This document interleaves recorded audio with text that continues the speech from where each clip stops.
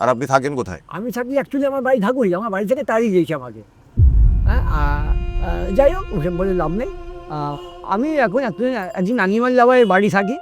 70 পেরোনো হৃদয় তাই এখনো বিলিয়ে দিতে চায় মায়ার আদরে মোড়া ভালোবাসা প্রতিদিন। কুকুর is gifted by God to human being. এটা এগ্রি করি। তবে দুঃসময় তাকে হিসেব করে ঘর ছাড়া ঠিকই করে দিয়েছে।